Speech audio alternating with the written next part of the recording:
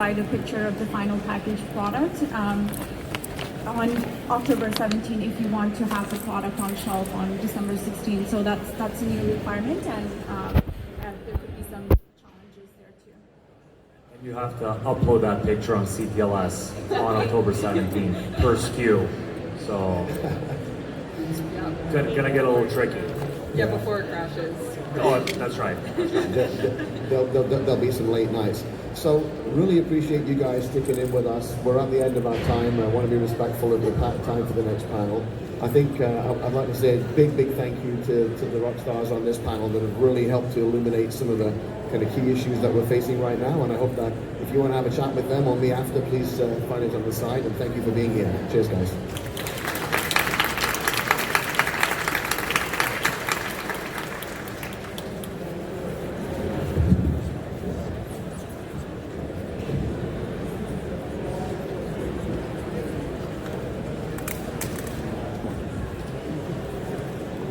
Thank you very much. Wanted to let you know that the Grow at Home workshop is happening in Ballroom A. VIP pass holders or people who purchased the Grow at Home pass, you can get on over there. There's also technical sessions that are happening in room 201 and 202. Open to anyone. They run 10:30 till 5 p.m. And there are still tickets for the women's breakfast available tomorrow morning. So if you want tickets, go on over to the registration desk. Cam Batley from Aurora will be speaking. And now, coming up, we are going to talk how hemp is heating up. We're going to understand the next green revolution. Amidst the noise of legalization, the non-psychoactive other weeds sat quietly, with relatively few appreciating its almost limitless profit potential. That is changing in a hurry. This panel is going to offer up a roadmap to a hemp-fueled future. So please welcome Vin Maru from Invest in MJ along with his panel as we check out Hemp Heats Up. Thank you, everyone. Again, my name is Vin Maru, and I've been talking about the cannabis industry for a few years. The last year, I've been focused on the hemp industry because I realized that CBD is going to be massive, but industrial hemp is going to be even much bigger. At the Cannabis conference, I called it a $1 trillion industry. I still believe that in the coming decade. But thank you, panel members, and I'd like everyone here just to introduce themselves, what they do very quickly. Then we're going to get into specifics of what we specialize in and what our thoughts are in terms of the future of hemp and the industrial side, and then we'll have general conversations and open up some questions. So Ted, would you like to introduce? My name is Ted Haney. I'm the Executive Director of the Canadian Hemp Trade Alliance. My name is Ellen Brown. I'm the Director of Cultivation and Education for Canna Collective Inc. We are an all-women-owned farm in Stratford, Ontario. My name is Tanika Dempsey. I am CEO and founder of Canna Collective Inc. based out of Stratford, Ontario. As mentioned, an all-female owned and ran operated hemp farm focusing on industrial hemp. Hi everyone, I'm Farrell Miller. I'm Director of Legal Affairs for a full-service compliance firm, Dicentra Cannabis Consulting. I'm also part of a few working groups, the CHFA, Canadian Health Food Association, CBD Working Group, and the American Health Products Association Cannabis Committee as well, and also on the board of Northern Canada. So I don't know if anybody can actually hear me, but if you can, my background is in advocacy and policy, so. Great. So I think we're going to start off and get a picture of where the hemp industry had been in Canada. Ted is a great resource of knowledge, what he sees happening.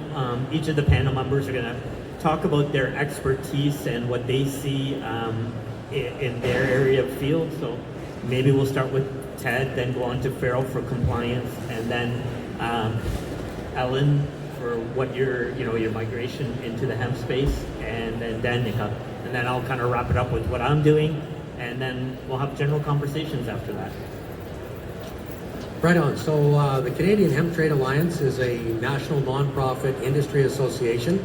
We have about 400 members in 9 of 10 provinces, including most of the food processing capacity, as well as the majority of our members are in fact growers. A little history on hemp in Canada. Of course, 1939 prohibition. The crop was no longer allowed to be grown, and that was solidified in the United Nations 1961 single convention on narcotic drugs that really instituted a worldwide continuing ban. But in Canada, based in part of the good work of Agriculture Canada and Dr. Ernest Small, in 1997, hemp was again licensed for growing in Canada. 1998 was the first crop, so we started from 0 acres through 2018, where we had 80,000 licensed acres of hemp in Canada, and a recent high was 138,000 acres of hemp grown in 2017. 2019, we've seen a significant growth in acreage, 3 times the number of licensed applicants. We believe rough doubling of the acres. So we think 2019 will see some 150,000 plus or minus acres of hemp grown in Canada. There was a steady growth from 1998 through 2010, steady but slow. From 2010 onward, there's been a definite uptick in the pace of growth. Our entire industry up until the end of 2017 was based on deriving revenue from one source, and that's growing hemp seed for processing into food, producing dehulled hemp seed or hemp hearts, and hemp oil and hemp protein. In 2018, with Bill 45, it created the Industrial Hemp Regulation, which brought together all the hemp-related regulations and provided a bit more formal structure around our industry and around our crop. It also allowed for the first time, harvesting of hemp chaff or hemp flowers, leaves, and branches, in addition to what was allowed before. So, leading up to that, we derived basically one source of revenue, and there was enough to, at one time, have 140,000 acres and 80,000 last year. This year, there's a few developments. We're applying through Canadian Food Inspection Agency for having hemp seed and 7 of its derivative products registered as livestock feed, which is a very important outlet for producers and for processors for product which will not enter the food chain. Also on fiber, we're seeing a doubling of the primary fiber processing capacity this year, and we'll see a rough doubling again next year. We need an increase of approximately 10-fold in order to have primary hemp fiber processing capacity equal the supply of hemp straw in Canada. So step by step, more farmers will be able to derive value out of hemp straw and into the primary hemp fiber processing sector. Once the primary hemp fiber processing sector increases, then secondary processing can increase. So the primary step is called decortication. You take the straw and you divide it into the 3 different constituents: the long bast fibers, the short herd fibers, and microfiber or dust. Each has their own specific uses. As that feedstock increases in availability, and secondary processing will emerge in non-woven, air lay, insulating, germination mat sort of products. It'll increase the areas in hempcrete, in biocomposite products, and as well it'll increase in further value-added products in the hemp industry like pulp and paper. And finally, the second full year of harvesting of leaves and flowers will happen this year. Last year there was about 20,000 acres harvested. That would produce about 20,000 kilos of CBD. This year that will be significantly increased, probably in the area of 50 to 60,000 acres, and will likely still produce between 50 to 60,000 kilos of CBD. So moving from 1 to 4 revenue streams, decreasing risk by having access to the livestock feed market. Our industry believes that the total seeded acreage will move up to 450,000 acres by 2023. Total industry revenues will increase from about $140 million last year to $1 billion in 2023. Because this is a cannabis gathering, we know that industrial hemp will make significant contributions to the supplying feedstock for CBD extraction, cannabinoid extraction. And I just want to give you a really quick and final piece on what will the Canadian hemp industry, outdoor grown, co-harvested with seed, what will it deliver to the industry to produce CBD from? Assuming the 2023 450,000 acres, if we assume half of that will be harvested for flowers and leaves, that's 225,000 acres, producing 325 kilos per acre of green chaff is 73,000 tons. When dried down, that'll be 275,000 tons of dried chaff. If you assume a 35% harvest and extraction loss, that's 2,400 tons of CBD isolate equivalent.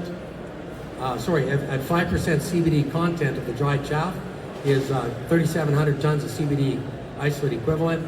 Assuming 35% loss of harvest and extraction is 2,400 tons. And the bottom line is that represents 3.2 billion retail units, which has the ability to serve the annual interests or needs of 264 million customers, each taking a full milliliter equivalent of CBD drops a day. So that's a brief picture of where the industry is. We have many challenges on standards, on regulation, on research that we're addressing, but that's for another day. Great, thank you, Ted. Farrell, could you maybe talk about the compliance side of what's happening in the hemp, but also your own projects that you're getting involved in?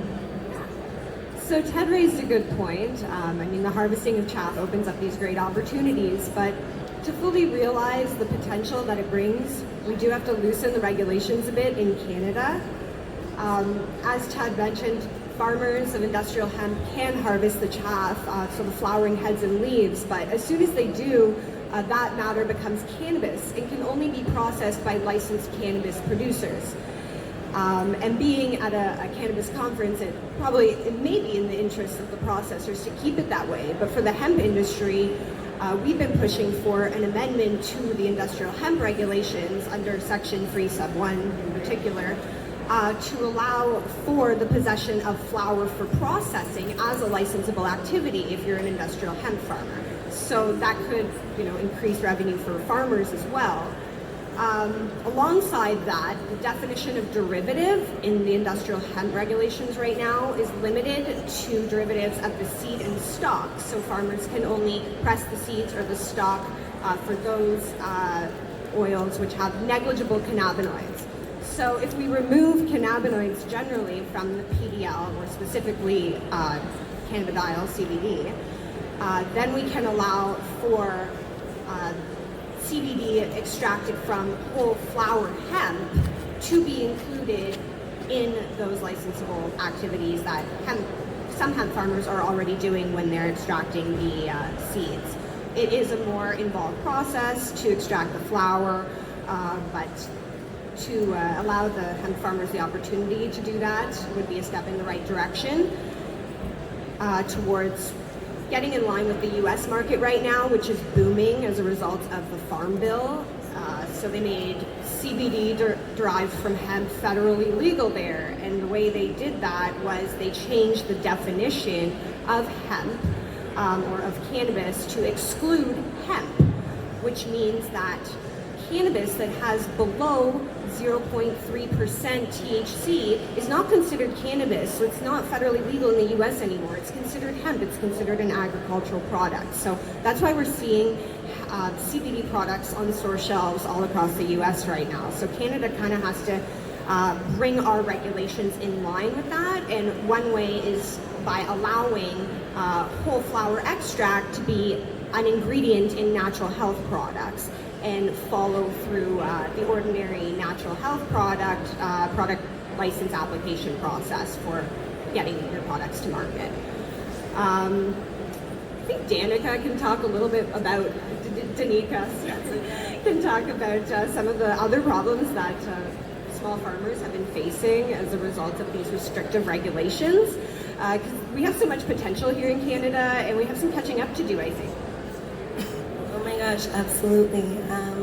Representing a small female farm based out of Stratford, Ontario, this isn't something that was my background, and converting it from public relations and the business world, coming on and understanding agriculture and, you know, the regulations that other farmers are not aware of. A lot of these people are coming specifically even to our own farm and asking how to convert their own. And when you tell them that there is this new application that they have to fill out to do what they've done for 30 years, they're incredibly confused by it. So, and I think that that comes from because, as Ted mentioned, we've been able to farm since 1998 for industrial hemp. This is the first year that we're able to do it for CBD. Even though Health Canada hasn't approved a high cultivar, and typically the highest that I think we're seeing from farms is 7%, which isn't very high. They're really confused as to how they can get on this move, what they can do, and why they have to fill out this new application when they own these farms. So to Farrell's point, you know, we really do need to work on that and be more streamlined in how we can move forward. So from a small farm perspective, we really hope to see that happening. Yeah, absolutely. Ellen, you came from the cannabis side, growing indoors in greenhouses, and now you're outdoor focused on hemp. Would you like to share some of that? Absolutely. How's everyone doing today? My name is Ellen Taylor Brown. My friends call me Farmer Brown. Wait for it. So I've been growing for about 10 years, and I started in marijuana after my service in the United States Air Force. I moved to Humboldt County. Why? Because I read about it in High Times magazine. So I moved there and I started as a trimmer, and then I worked my way up to the manager within a year.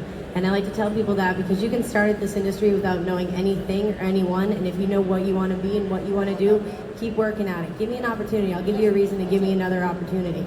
So I started working with high THC strains and working indoors, and that's what I've done primarily for the last 10 years is consult all on, you know, high THC cannabis. And then last year I was fortunate enough to be at the a Boston conference, and I met Danica, and she was also a farmer, and we started joking, you know, I'm Farmer Brown, and she was like, oh, I'm a farmer as well. So networking is going to be really important, especially in something like this. If you're talking to people, figure out kind of what your elevator speech is and who you want to work with. I was looking specifically to start learning more about hemp, and she was looking to learn more about farming. So we decided to join forces, and that's why I find myself in Canada today. I am so excited and so proud to be the Director of Cultivation for a 100-acre hemp farm in Ontario, but it's a completely different animal. Anybody else grow indoor marijuana? Cannabis? Absolutely. So now we're going to go and we're going to take it outside, and we're going to start growing from seed. We're going to have to buy pounds of grain per acre and start looking at what our ROI is per acre, not per light. So those are the kinds of differences and nuances you have to think about. Getting a license that is federal, a federal license. I'm from the States. Anybody else? So in the United States, it's 50 little individualized programs that are all set up differently, with different governing bodies, with different amounts for how much it costs for a license. And some states have really figured out how to monetize on those licenses. And it's not just the cost of your license, but it's $50 per acre on top of that.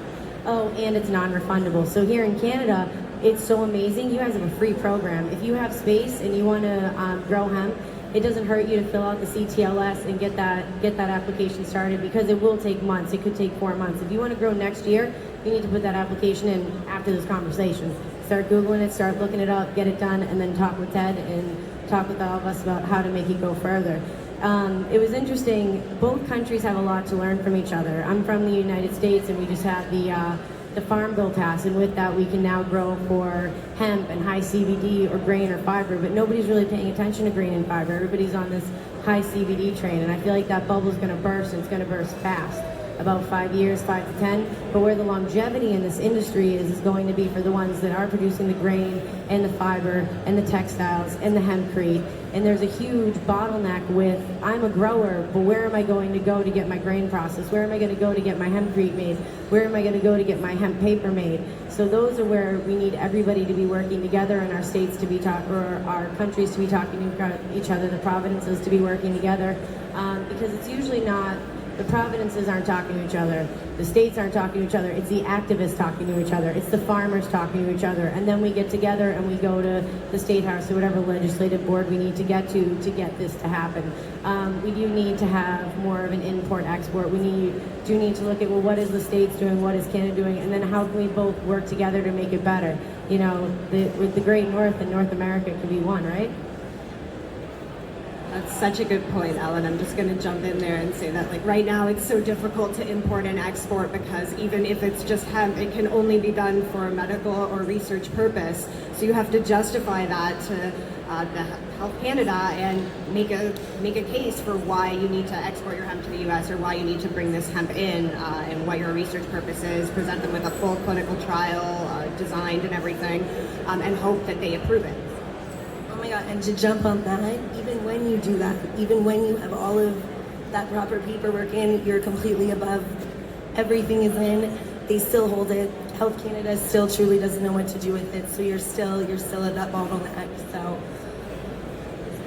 I asked Health Canada a couple questions back in January or February, and I still get responses trickling in now, so that gives you an idea of how slow they are to get back to people sometimes.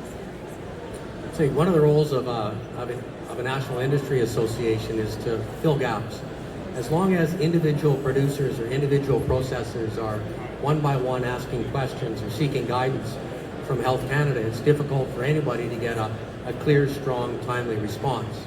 So the nice thing of a national association that does have a defined stakeholder group is that Health Canada does recognize that.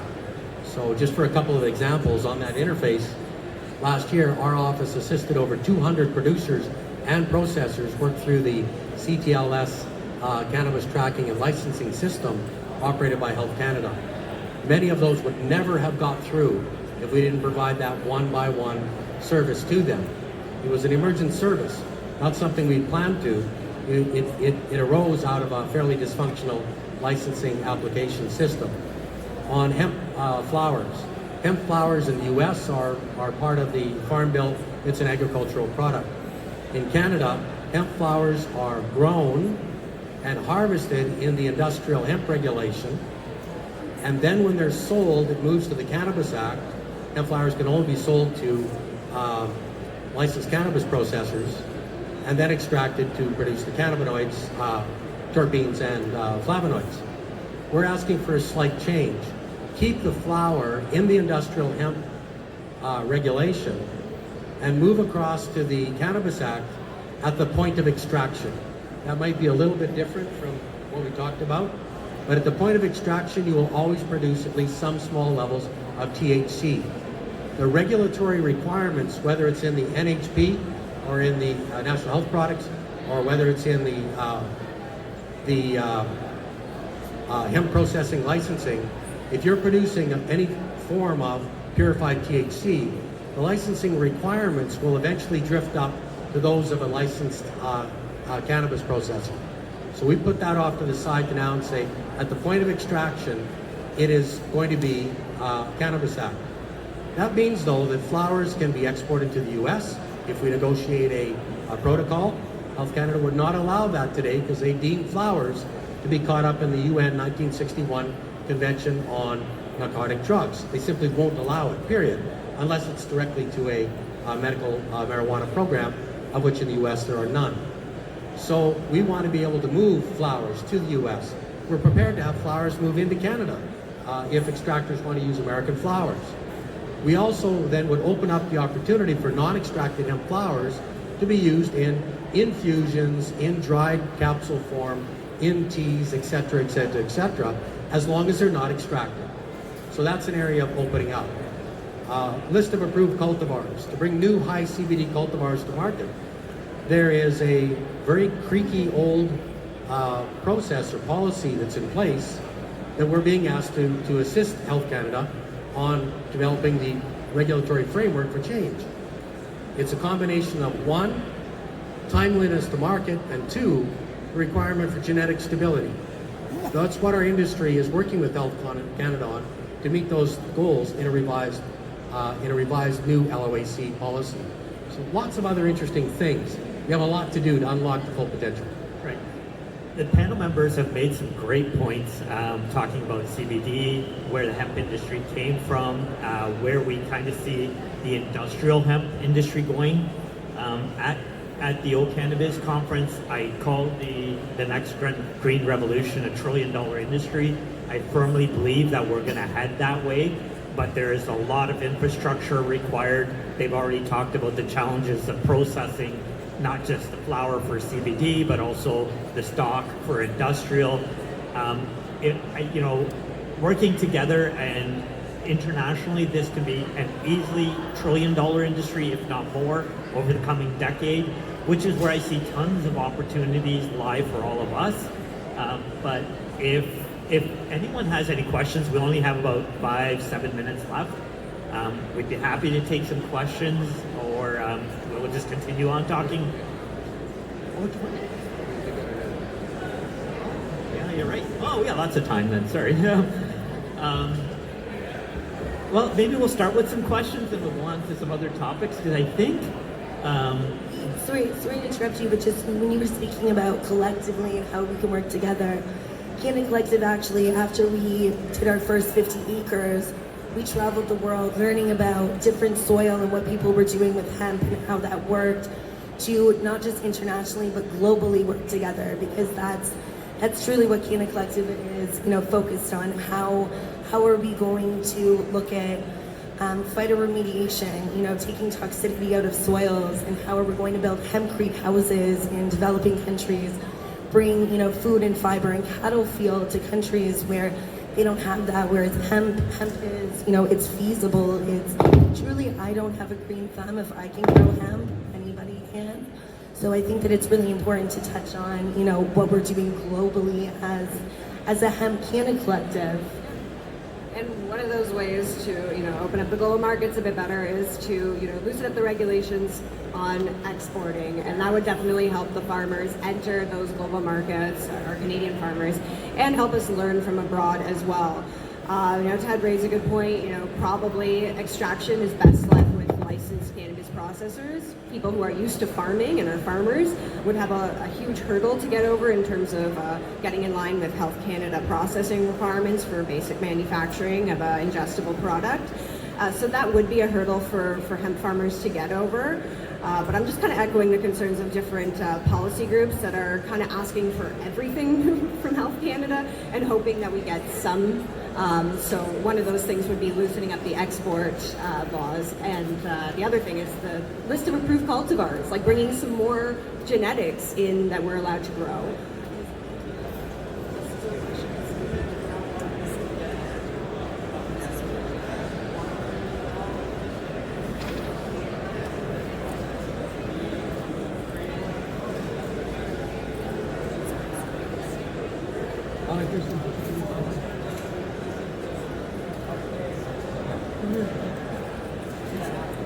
So the question is, it's difficult to get consistent, timely answers out of Health Canada. So as we move forward, is there a route forward to have a more consistent environment to create policy and regulation and to have feedback? So two of the main advocacy pieces that the Canadian Hemp Trade Alliance is pursuing with the Government of Canada. One is to move industrial hemp completely out of Health Canada and to Agriculture Canada, likely with the eventual elimination of licensing for production.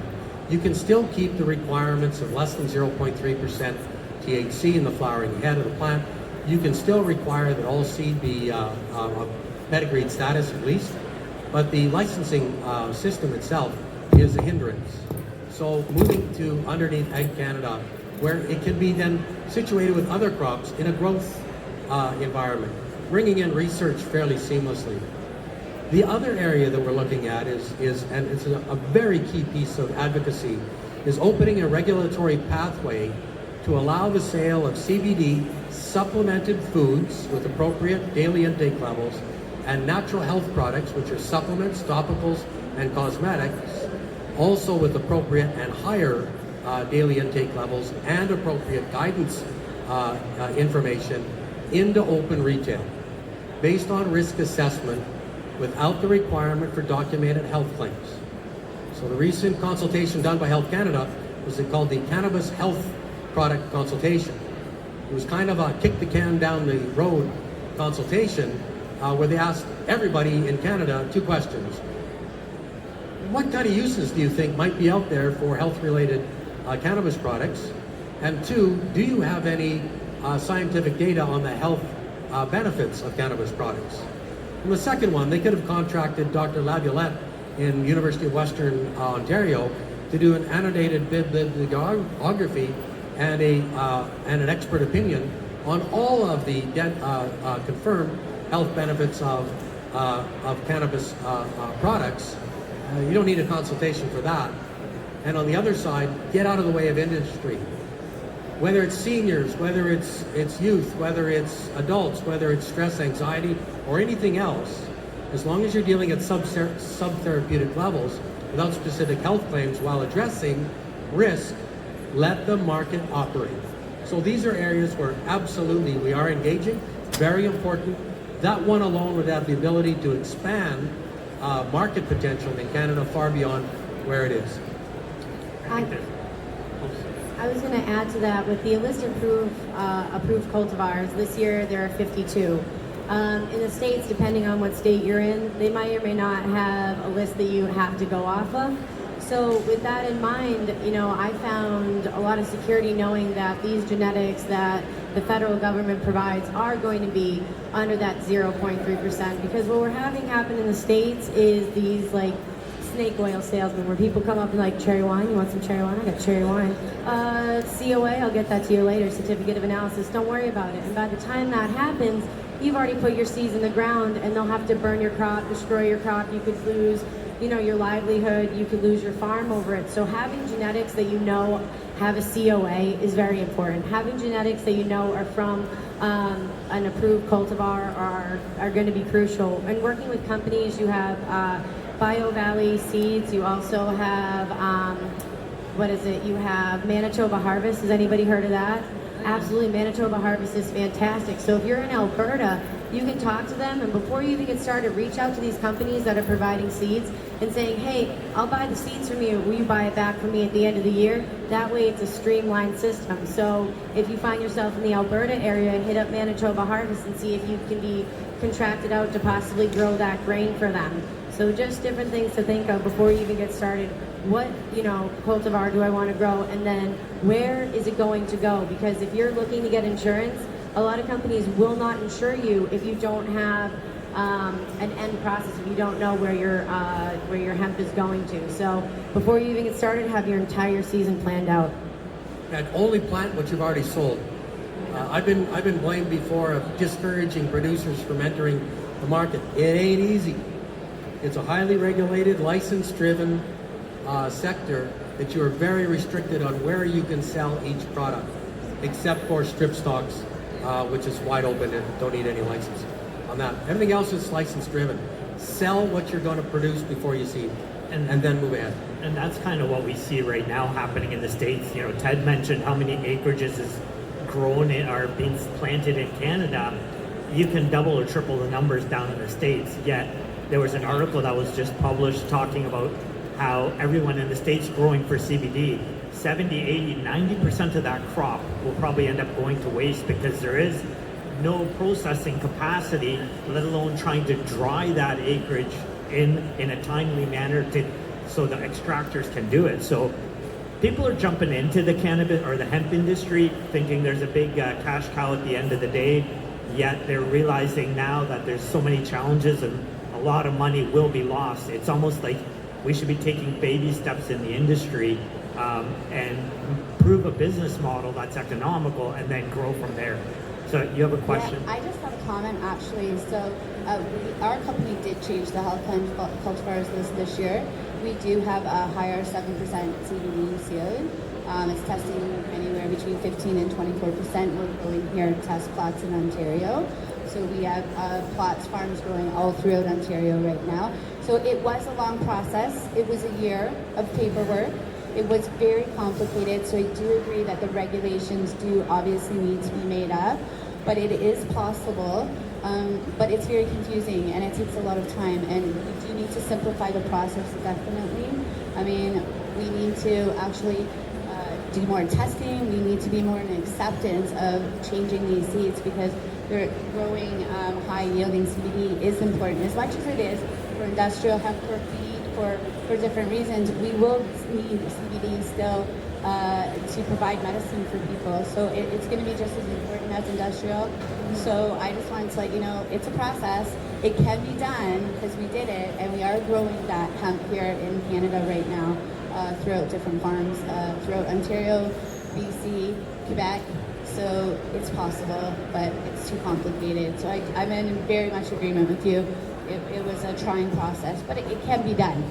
So Well, I think a lot of the consensus on the panel is that Canada can be a great place because we've been the leaders in growing in hemp for seed or industrial, yet the US is coming on, international markets are looking at the hemp industry. Everyone realizes the potential, but it's hundreds of billions of dollars that have to go into the sector.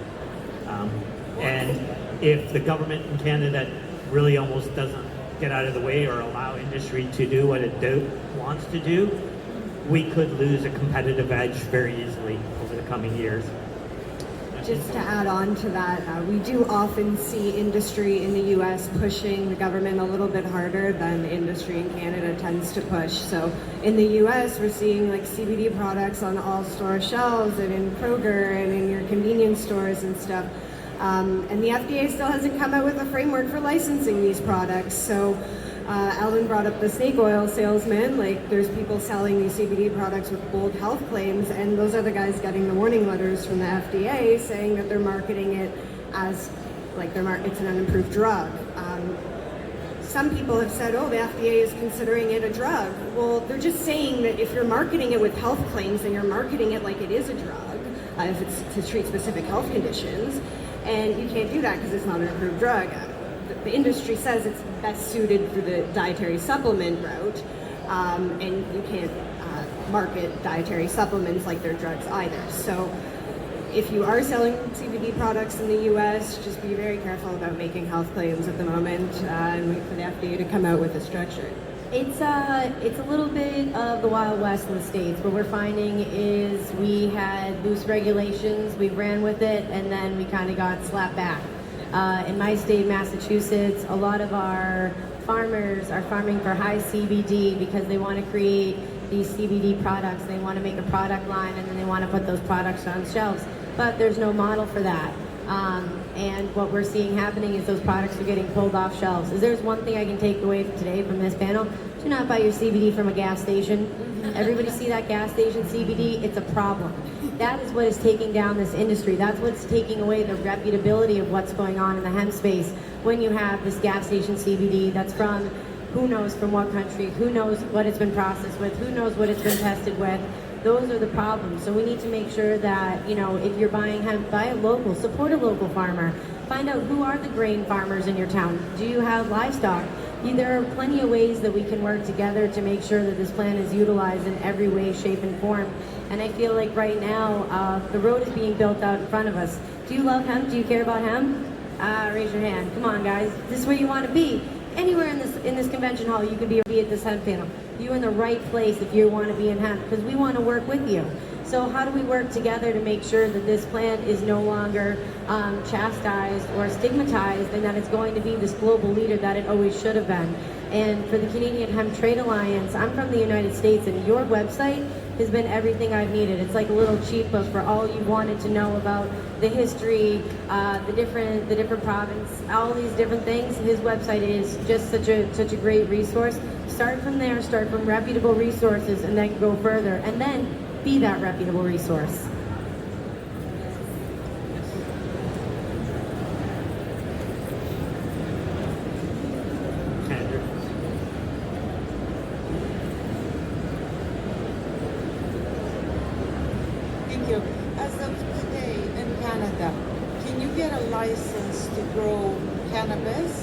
and hemp at the same location, at the same farm? You can actually get two different licenses, a cannabis grower and a hemp grower, but they have very different requirements. Hemp does not require security controls, cannabis does. So on the hemp side, there's certain requirements that are related to where you buy your seed and where you're going to sell your products. On the cannabis side, that's where you need to have a criminal background check. You need double chain link fencing, motion control sensors, video sensors, etc. So there's a lot more depth of requirements in outdoor cannabis than hemp, but they can be done close by. But be careful. Between outdoor grown cannabis and outdoor grown industrial hemp, there needs to be a setback, or the hemp will, if it's not feminized, will cross-pollinate with the cannabis, and it'll start growing seed, and your cannabinoid contents will drop. Yeah, the reason I'm asking is because we have a farm where we grow cannabis indoor, but we also have a farm field where we could grow hemp without all the rules and regulations. But I wasn't sure if you're allowed to have two at the same address, two licenses at the same address. Yeah, you can have two licenses in the same company. You just apply twice. If it's indoor cannabis and outdoor hemp, and you have good biosecurity and isolation, and the cross-pollination is not an issue.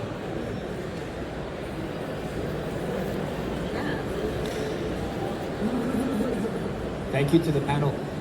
Specifically about bioplastics, I know that currently a lot of the packaging that we have in Canada for cannabis products comes from petroleum-based plastics. A take from the panel, we have panels from the United States. In North America, where are we now with hemp and generating a bioplastics industry from hemp? I would actually love to jump in on this one. It's one of my favorite things. So we're really seeing, we're like Ellen mentioned, we're still building the road as we go, and we're learning. But the biggest thing right now that we're seeing is the consumer demand shift. So prior to this, and people didn't really necessarily care where their Lego came from, for instance. Whereas we have a big, massive conglomerate like Lego. Think how many people have stepped on a piece of Lego. I know I have. So Lego is working by 2030 to create all of their Lego out of hemp bioplastic. That is a huge move, and we need big players like that to make those moves. Calvin Klein, Stella McCartney, different designers, they've actually been working with hemp-based cotton since 1998, and nobody really paid attention. Nobody genuinely cared. Now we're seeing that shift. Consumers are becoming responsible, especially in the cannabis sector. People who, they're using it for medicine. They're paying attention to what does that come in? Where does that come from? Where do I put it after? Oh, it's not recyclable. How is that part of the cycle? How is that making it better?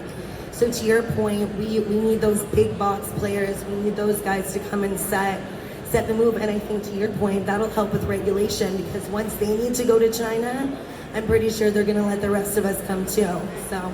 Yeah, I think it's a chicken and an egg scenario, because you need to have the industrial hemp grown and processed to supply a manufacturing industry that wants to use it as a hemp-based thing. So there's not enough grown right now, or let alone being processed, for the automotive industry to take it seriously. So I think as the money that's required that comes into the sector, then you start expanding, you get the capacity going. At that point, I think there is a viable industrial hemp industry for raw material inputs to be used for all these products, the cotton industry, the plastics, the oils, some of the technology I've seen come out of the hemp space with CBD inside of it. We're talking battery technology that's almost lithium grade. There's semiconductors, so there's tech innovation. That's what really excites me about the industrial hemp industry. Is cannabis is great. I've been involved in the industry 6 years now, but I'm just diving into the hemp space because I see the potential for thousands of different products that can be used, let alone the new innovation that's going to come out of it, tech-based or not. I would like to add that every country is based on supply and demand, and right now we don't have enough consumers demanding that their products are made out of hemp. I'm not going to buy that unless it's made out of hemp. Those businesses will listen if we all say it together. So when you go around to every single booth today, if they're manufacturing a product, ask them, hey, do you use any hemp product? Do you use any hemp plastics? Are you looking into using hemp plastics? In the States, there are no large infrastructures that I know about that are mass producing hemp plastic. In Massachusetts, we used to be a lot of paper mills. And right now they're looking at converting those old, gentrified paper mills and reconverting them into hemp mills and trying to re-stimulate that economy and looking into maybe facilities that have shut down that maybe you could reinvent, bring back to life, or maybe you're going to be the person that, if you build it, they will come. So I have a facility where I can, manufacture and process hemp. Everybody needs you right now. We have more growers than we do places to process. So you would definitely be the hot commodity. Just on research on hemp replacement for polypropylene ethylene pellets and polyethylene pellets. University of Alberta is doing a lot of work right now on the research front end, and the Composites Innovation Center in Winnipeg is also doing work. There's lots of private research being done on PPE and PE replacement in hemp. It's always going to be more expensive until such time that there's a fundamental price shift on hydrocarbons, but that work is being done, specifically on the high-end biocomposite panel. The U of A work is working in support of a full hemp content a biocomposite panel, where the resin, the setting agent, and the substrate are all hemp, and they're at a 98% content level now. They just don't have the setting or catalyst, but the resin they already have ready to go. Well, we got 1 minute. We'll have a quick question. Just about soil regeneration, and I know that you're talking about a lot of the product side of hemp, but which I find amazingly interesting. But in terms of soil regeneration, growing it with other plants, not cannabis related at all, do you see research being done right now this year in terms of the hemp farms that you guys are involved with, in terms of the soil nutrient content and or environmental impact that it's having? That's a great question. For phytoremediation, where the plant is actually able to fix the soil, the primary research I've seen is in places like Chernobyl, where it's been affected by nuclear radiation. And what they're able to do is they're able to actually plant those hemp plants, and it's able to absorb the radiation. And then from a season or two, they'll test the soil again, and all the radiation will be gone, and it'll be safe enough to eat off of. As far as for our crop in particular, what's really cool is you can get your soil tested with GPS, so that way you know exactly where the soil testings were, and then we're going to be able to look back from years and see, did we get more nitrogen, did we get more phosphorus, and I'd love to follow up with you and give you a bunch of resources on that. Phytoremediation. Thank you everyone for participating the panel members for being on the panel and sharing their knowledge. We'll talk soon. If you do have other questions.